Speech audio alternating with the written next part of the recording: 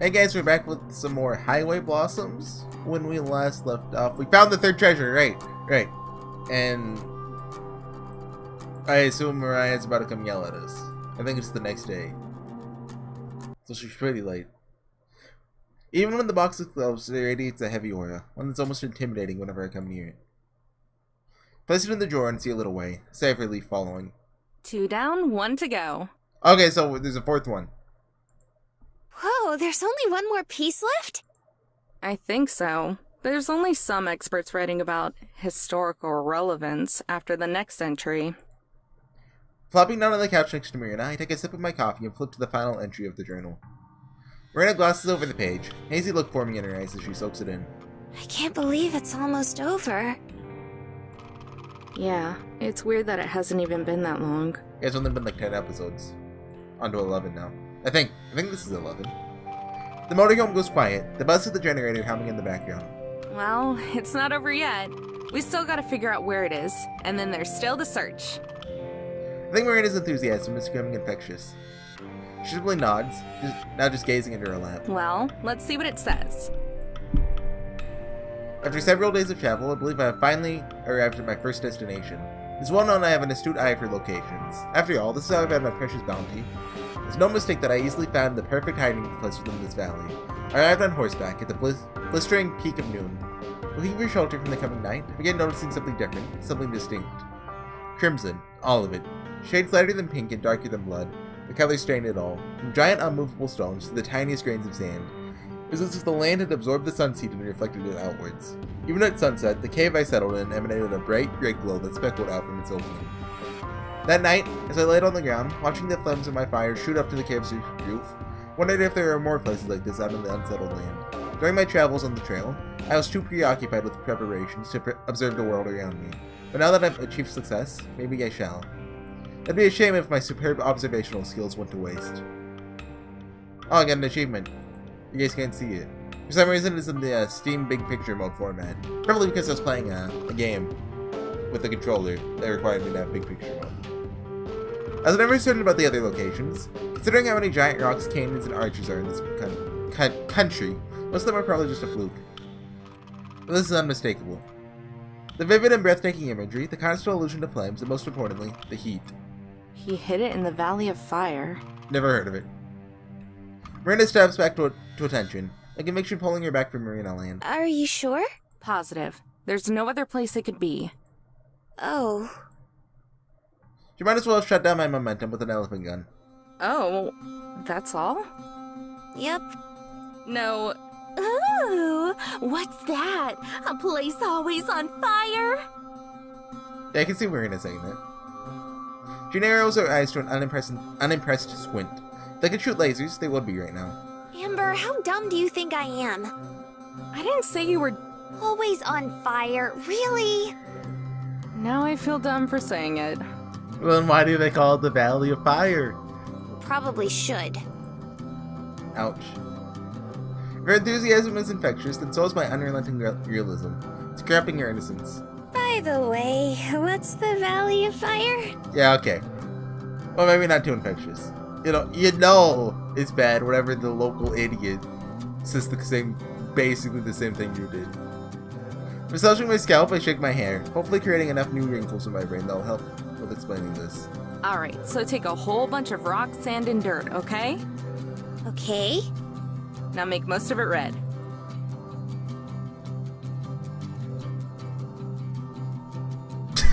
My expectation is met with a vacant stare. I swear, it's a lot cooler than I'm making it out to be. It's just kind of hard to explain without pictures. Don't worry, I believe. Sounds awesome.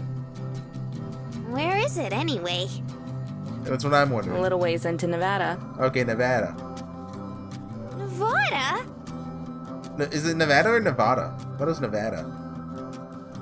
But Amber said Nevada, she said Nevada. Her knees bounce, jolting the table. Is that like an accent thing, or is one of the voice actors just wrong? Marina, because I say Nevada. Are we even old enough to gamble? There's more in Nevada than Vegas, dummy. There is? Still, isn't that pretty far? That might work to our benefit. Oh, wait, that's not true. There's Fallout New Vegas. Yeah. You see, like, I know, what's it? If I remember, I'll get back to that. I'll need to check the map again, but I think we'll be passing by a place I want to check out. Her voice brightens. You actually want to go sightseeing? What is it, the Hoover Dam? Good Springs? Good Springs is a real place, by the way. I think. Don't act so surprised. It's not like I was gonna make a straight shot for California before I picked you up. Besides, I think you might like it. Though she does like virtually everything. It's a place called Zion. Oh! I know Zion. It's a I've played New national park Vegas. here in Utah. I hear it's a hell of a lot greener than the places we've been through. I know we're in a rush, so we won't stay very long. She's going to burst from excitement. I still can't resist messing with her. It's cute. But I guess if you don't think we can afford the time... Expect her to throw herself at me, hug me, squeeze me with all the energy and happiness she usually does it with. But she doesn't. Sitting perfectly still, Marina takes a single breath and gazes at me with a smile. I've been surrounded by desert all my life. Seeing green for once would be nice. I'd love to go with you, Amber. An unsettling hollowness expands in my chest. As I realize I don't know how to deal with a serious Marina. What? She can be serious? I'm looking around, like... Well, you guys... I don't have a face cam, so you guys can't see that. Oh. Alright then. She doesn't answer. Eyes now closed, arms folded in her lap, the empty, cooperative smile more forced than ever.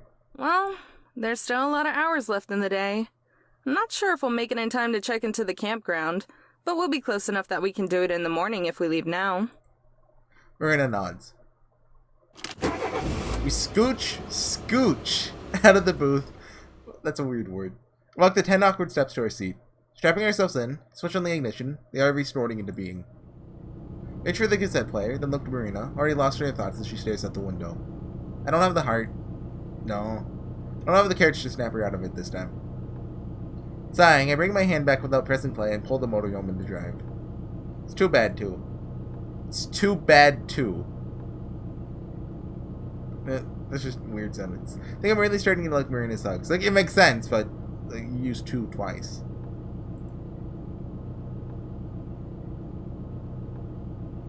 Hours and several cups of coffee later, we arrive at our destination.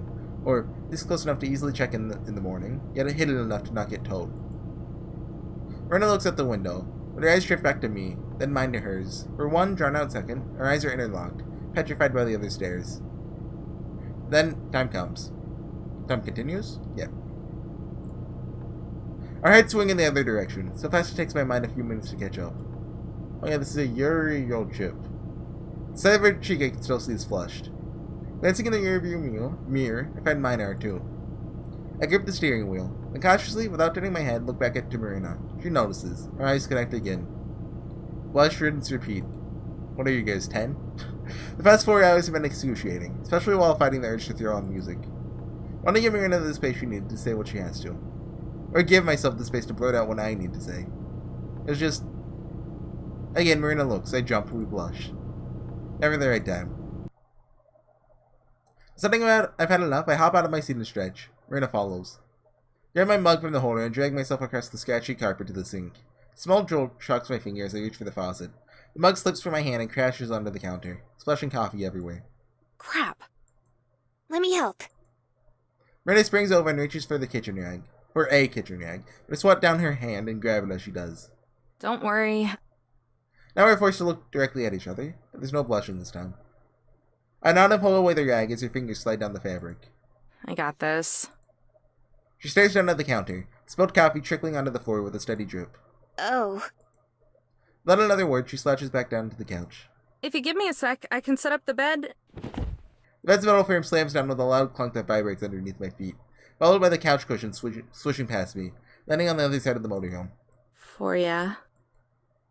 Dang it. Whatever, I'll deal with this in the morning.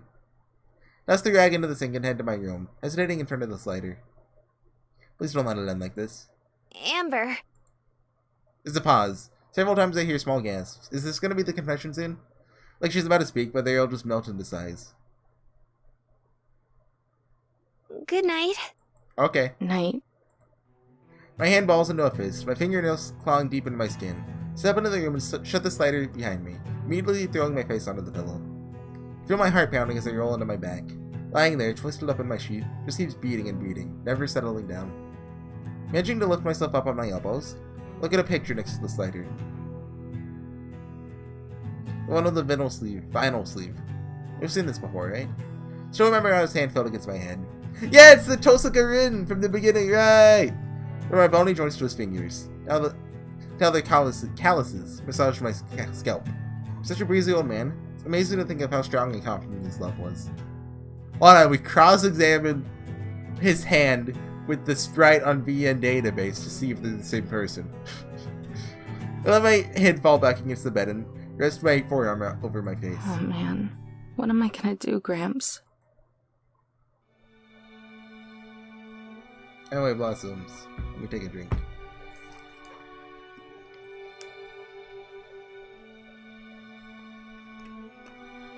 Okay.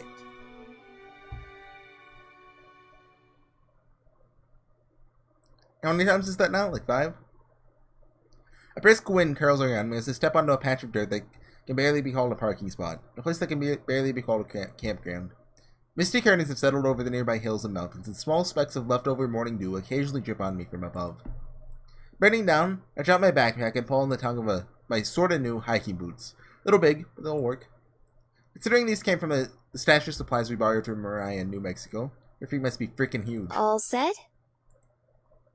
Miranda's standing behind me, running at her own Velcro strap boots. Just about. These boots are pretty big, though. You think so? They feel a bit snug to me. Then we have Joe's and Tess's. Sheesh. Never mind about Mariah. Hey, forget about the treasure. Let's just dress you up as Bigfoot and turn you in for a cash reward. Is that supposed to be a joke? Ooh. The joke is awful and I know it. Still, Marina plays along, sticking her tongue out in a half-playful manner before she forces a tired smile. The whole time, she doesn't make eye contact. So much for lightening the mood.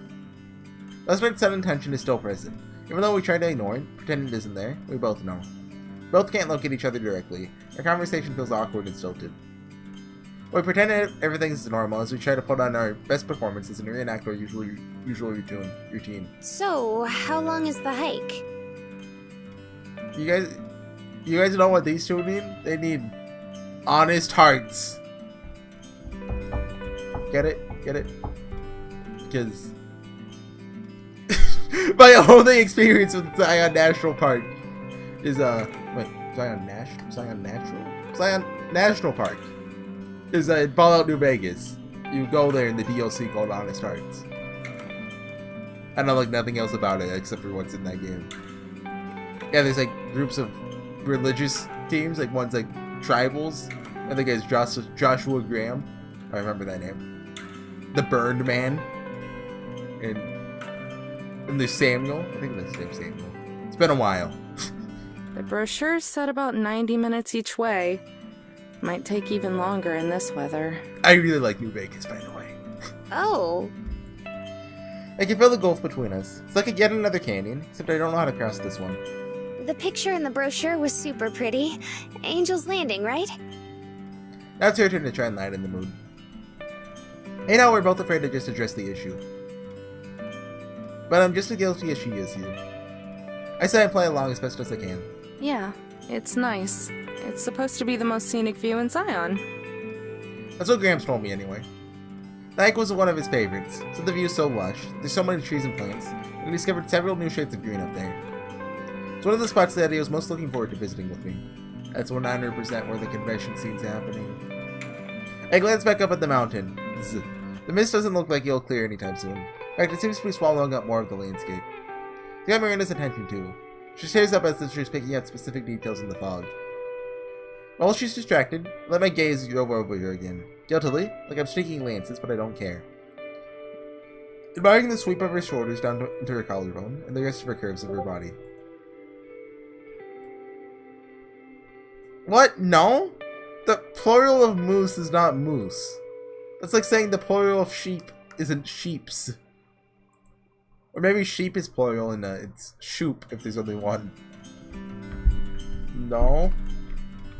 That's like saying the singular of sheep is is not Shoop.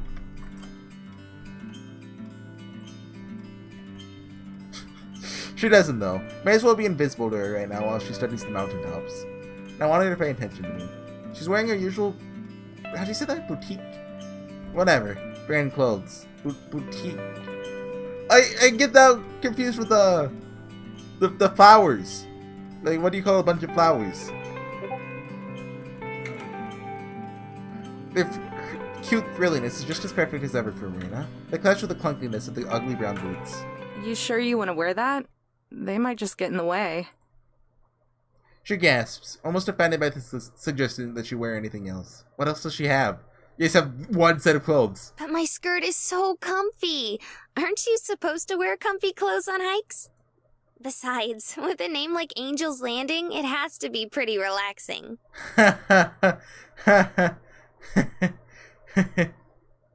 She gives me a big honest smile, tipping her head to the hills. It's the first real smile I've seen from her all day. So, what are we waiting for? Let's go. I melt, letting her skewered reasoning fall to the wayside just this once. Warm fuzzies and a goofy grin take over my dour mood, just for a moment. Alright, but no whining if they end up being a problem. Slinging the backpack over my shoulder, we head out for the shuttle that leads to the trail. Logs and a stone fire pit adorn the side of each log that we pass. Maybe when we get back, we'll go to the camp store and pick up some supplies to roast marshmallows. I think she'd like that.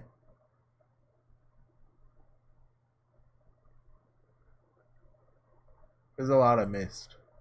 Or fog, or... Well, she said it was mist earlier. Marina's heavy breathing guides me as we slug our way uphill. The previous light mist having now morphed into a thick and dreary fog. What's the difference between mist and fog? I don't know. Is there one? They both kind of give a different impression, though, you know? Like, with mist, you think of, like, you know, like a forest, and it's dark, and it's all misty. With fog, you think of a forest, and it's dark, and it's all foggy. See? I cling to the chain railing as I stumble my way up the trail of rocks. It's the only protection from the sheer drop-off beside us. Although it takes us one slip for me to take a nosedive into the valley below, I wouldn't even see it coming. So it's the suspension bridge effect, I see. Turns out the fluffy and enticing name Angel's Landing doesn't come with the relaxing stroll Marina was hoping for. This feels more like a ghastly death march. My sweat-drenched legs feel like pudding underneath the anchor that is a measly 5-pound backpack. No one else on the shuttle even bothered to attempt to hike alongside us. To form words between paired breaths, feeling like a rock is being smashed into my lungs with each step. We should turn back! Can't see Jack! It's not safe up here! What? She sounds like she's doing about as well as me, echoing the same lung-puncturing gasps. The way she said that was really just weird. That didn't sound like she was out of breath at all. That sounded like... I don't know. Just someone held a gun to her and was like, talk weird! But we're so close! There's no way we're not almost there! We stop, collapsing against our knees as we try to catch our breath. Not gonna mean a lot if we end up falling off a cliff. I thought you were the one who wanted to do this so bad. Every couple words are punctuated by her gasping for breath. Yeah, but... Amber, please, let's keep going. Her voice is a whimper, fragile and meek. I fold. Okay. Marina has a way of making me shut up when she wants to, whether she knows it or not. Today, it doesn't make a difference. I'm not gonna be the one who makes things worse. She's wrong about one thing, though. I wasn't the one who wanted to hike up here. Gramps was. Gets easier after our break. The trail begins to plateau and the steepness evens out. Loud sound effect. This is a wind sound effect from Umineko! Though the Umineko one's more like a whistle, like... Fading madness with the return trip. I think we're already here. See? What did I tell you? Marina darts ahead, disappearing into the fog so she can look at the mythical view that the brochure and I have preached her, and Gramps to me. If my suspicions are right, this weather and the view aren't going to be very compatible. Following behind, I step out of the cloudy market into an area that offers only slightly more visibility. Suji? Background. Marina stays still in the center of the cliff, hands clutched to her heart. What should have been a bird's eye view of Zion is nothing but a sea of fog. The lush greenery valleys are invisible. Only a few overgrown bushes and some rocky points peek out above the clouds. Yeah, I guess. I was expecting it, but the sight itself really is numbing. The hollowness of my stomach, the one I've gotten so used to feeling, rears its head once again, only intensified by Marina's silence. An expression shrouded by her bangs as she tilts her head down. Sorry. Gently, she shakes her head. Don't worry about it. It's not your fault. You tried to warn me. Marina. But I don't know what to say. I'm disappointed too. There are a lot of places Gramps always talked about visiting. After we settle down and kick back for a few years. Or I finish repairing the RV. After I get better. This place came up with more than others though. Not just Zion, but the landing. Kept saying we were going to hike up here, have a picnic, and maybe watch the sun come up. A slight smile comes to my face as I think about him trying to make that hike. I'd like to see the geezer try. I'm not big enough sap to try and make all of my and Gramps' plans happen now. It would have been nice to see the view. With Gramps, Marina and I have everything that's over the past month. Happened over the past month. Just seems fitting to make the trip. Angel's Landing. Let's back to Marina. Then those clutched to her chest, now stretched outwards, grasping at the empty air. A slight breeze blows through, ruffling her hair. She looks beautiful. She looks... Yeah. Ooh, who saw that one coming? I didn't. Angelic. I didn't go to church much as a kid, but she looks like someone I'd see on a stained glass window. Or next to her rendition of Cavalry or Skull Hill. Or, you know, that one stained glass picture of Michael. But, oh my god, that reference. It's frustrating to have to come this far just for nothing. But is it because of the fog? Because of Gramps? Or because of Marina? My teeth grit, grinding against each other under what feels like an unimaginable weight. Come on, let's go. Turning around and begin down the slope. There's nothing else worth seeing up here. Marina doesn't follow. No spirited footsteps trailing behind me. No speeding bullet blazing ahead. Marina, we're going. Comes out with more bite than I intended, but I don't care. Just want to get out of here now. Marina's hesitant to answer, but eventually manages to spit it out, sounding more like a question than an actual statement. I don't want to. What? I don't want to leave. Not yet, anyway. Annoyed, I turned back to her for an explanation, only to be greeted by a pleading look instead. I'm used to it by now. I know I am. But do you think we could wait a little longer? Just to see if the fog clears. This fog sound effect is really loud. I'm going to turn it down. Oh yeah, it's at 100%. I don't know what it is. Respond with a blank stare. What? I'm used to it by now. Used to it. I know I... Respond with a blank stare. It's like she's not even talking to me. Don't be stupid. Start back down the hill, not bothering to wait for Marina this time. It's past noon. If it hasn't cleared by now, then it's not going to anytime soon. So much for not making things worse.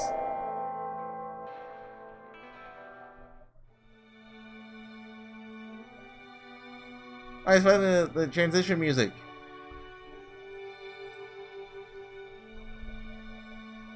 Did someone make a nighttime scene of it and they had to include it? Oh, they actually stayed up here, okay. I have to call it pretty soon, so I think I'll just call it there, since we won't get another stopping point, I think, anytime soon. Come on now, the confession scene has to happen here. There's no way it isn't. So I'll see you guys next time with some more Highway Blossoms, and I'll see you guys then. Bye.